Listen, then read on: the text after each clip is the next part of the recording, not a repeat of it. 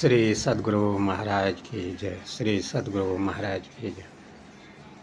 प्रभु प्रेमियों, अभी मैं पूज्यपाद स्वामी श्री शंकर बाबा के पास में आया हूँ। मैं थोड़ा देर पहले 15 दिवसीय निर्वाण दिवस के उपलक्ष्य में ध्यानाभ्यास में भाग लेकर करके आया हूँ। अभी 1 घंटा ध्यानाभ्यास किया और थोड़ा सा साधक सबका वीडियो भी बनाया, फिर बाबा को मैंने दिखाया। तो साधक लोगों का जो स्थिति है उससे संबंधित मैं कुछ चर्चा बाबा से करना चाह रहा था। तो बाबा बोले कि ठीक है। तो पूज्यपाद बाबा से निवेदन है कि अभी जो आपने वो वीडियो देखे तो उसमें साधक को किस स्थिति में रहना चाहिए, कितना देर तक कौन साधक, सब साधक को रहना चाहिए और किस स्थिति में रहना चाहिए, इसके बारे में थोड़ा सा आप बताने की कृपा करें। पूज्यपाद शंकर बाबा बोलिए ना। आपने जो मुझे वीडियो दिखाया, प्रायः साधक उसमें से निद्रा अवस्था में या आलस्य की अवस्था में झुकते हुए दिखाई पड़े। साधक के आसन को देखने पर भी पता चलता है कि कोई भी साधक 1 घंटे तक एक आसन से दृढ़ होकर बैठ नहीं पा रहे हैं। आसन बदलते हुए साधक को भी वीडियो में दिखाया गया है। इसके संबंध में सद्गुरु महाराज जी सभी संतों और धर्म ग्रंथों का राय है कि दृष्टि योग की क्रिया में सफलता पाने के लिए हमें दृढ़तापूर्वक एक आसन से दीर्घ काल तक बैठने की आवश्यकता पड़ती है। आवश्यक है कि हम दीर्घ काल तक एक आसन से बैठें। भजन में 2 बाधक तत्व हैं, एक गुणावन और दूसरा आलस्य। गुणावन हो तब आलस्य नहीं आएगा। गुणावन होने पर स्वतः मन विभिन्न चिंतनों में लगा रहता है। सूरत जब एक बिंदुता की प्राप्ति की स्थिति में आती है, सूरत जब ठहरती है, स्वाभाविक यदि साधक अपने आप को इस स्थिति में संभाल नहीं पाए तो वे झुकने लगते हैं। झुकने का कारण यह है कि सूरत का सिमटा हुआ सूरत को बहुत दिनों से, जन्म जन्मांतर से नीचे जागृत अवस्था से तंद्रा अवस्था में उतरने का आदत बना हुआ है। जीव तंद्रा अवस्था में उतरने के लिए स्वाभाविक नीचे गिर जाता है। जब हमारी सूरत नीचे गिरती है, कंठ में आ जाती है जागृत अवस्था, तो स्वतः हमारा शरीर ढीला पड़ने लगता है और हम शरीर में नहीं रह पाते हैं, शरीर झुकने लगता है। इसके लिए हमें आलस्य नहीं हो, गुणावन नहीं हो। गुणावन नहीं हो उसका उपाय है कि हम सदैव मानस जप करें। खाते पीते, उठते बैठते, सोते जागते, गप छोड़कर, मोबाइल छोड़कर यदि जप करेंगे तो गुणावन नहीं होगा। खाते पीते मानस ध्यान करेंगे तो बैठने पर गुणावन नहीं होगा। आलस्य से बचने के लिए दृढ़ आसन में बैठें। गुरु महाराज जी कहते हैं धर, गर, मस्तक, कमर, रीढ़ की हड्डी और मस्तक एक सीध में खड़ी रेखा के तरह, धरगर मस्तक सीध साध आसन आसीना।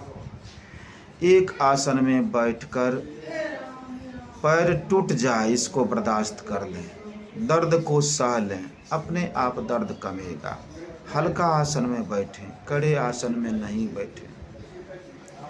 जब तक दीर्घ काल तक एक आसन में नहीं बैठेंगे, दृष्टि योग की क्रिया में सफलता प्राप्त करना असंभव है।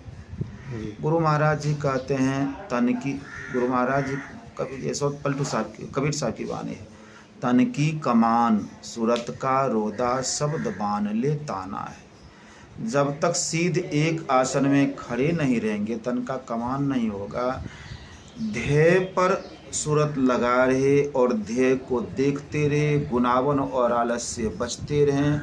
1 घंटा में दृष्टि योग होना कठिन है, 2 घंटा में दृष्टि योग होना कठिन है, 5-5 घंटा तक एक टक से टकटकी लगाकर देखते रहें और प्रतिदिन देखें तो दृष्टि योग में सफलता प्राप्त की जा सकती है। साधकों की जो स्थिति दिखाई गई, जो वीडियो में देखा गया, साधक 1 घंटा भी एक आसन से नहीं बैठ पा रहे हैं। आसन को साधक बदल रहे हैं या साधक झुक रहे हैं। गुरु महाराज जी कहते हैं कि एक आसन से दीर्घ काल तक बैठने का अभ्यास करो।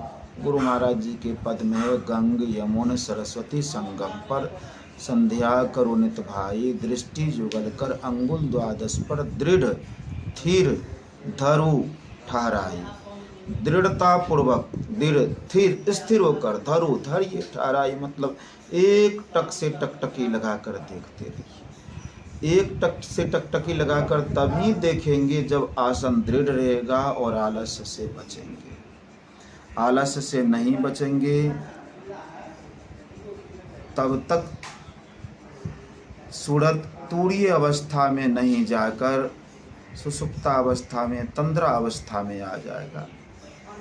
तुलसीदास जी महाराज ने तो यह कहा, 3 अवस्था तजहूँ भजहूँ भगवंत, मन कर्म वचन व्यापक व्यापे अनंत। तीनों अवस्थाओं से जिस दिन ऊपर तूरीय अवस्था में उठकर जाएंगे तब भक्ति वहाँ से आरंभ होता है या भक्ति के मार्ग में हम प्रवेश करते हैं।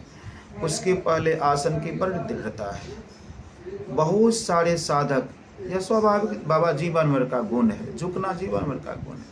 बड़े बड़े महापुरुष झुकते थे। झुकने से बचने के लिए तो कुछ संतों ने अपने चोटी को पीछे की ओर बांध लिया कि झुके नहीं। झुकने के लिए बहुत संतों ने कांटी गाड़ लिया कि झुके तो कांटी गाड़े कि आलस्य नहीं आवे। लेकिन जब तक होश में नहीं रहेंगे, आसन की दृढ़ता नहीं रहेगी। आसन की दृढ़ता की बड़ी आवश्यकता। गुरु महाराज के पदावली में कई पद को आसन पर पढ़ेंगे।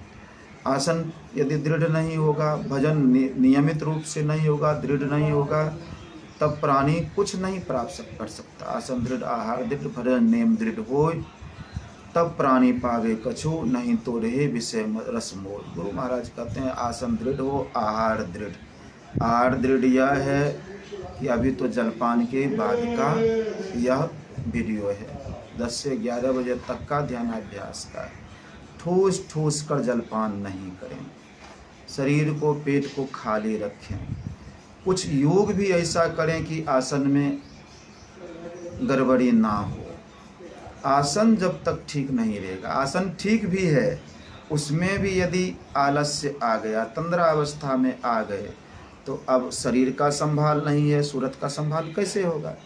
सूरत के संभाल के लिए जब तक जागृत अवस्था में जगे होकर अपने ध्येय बिंदु पर सूरत रखना, ख्याल में रहना, और जिस दिन तुरीय अवस्था में चले जाएंगे उस दिन झुकेंगे भी तो कोई हर्ज नहीं है। गुरु महाराज के एक प्रिय शिष्य थे, उनका बहुत नाम है। उन्होंने गुरु महाराज जी से प्रार्थना की, हजूर बैठते हैं सिर झुक जाता है। गुरु महाराज जी ने पूछने की कृपा की, दृष्टि कहाँ रहती है? कहा दृष्टि ध्येय में रहती है। गुरु महाराज जी ने कहा ठीक है, यदि झुकने पर भी, लेकिन आलस्य नहीं, झुकने पर भी, गर्दन झुकने पर भी दृष्टि रहती है तो ठीक है, लेकिन संतों ने इसको नहीं माना है। वेद उपनिषद सबका कथन है कि एक आसन से देर तक बैठने का अभ्यास करें।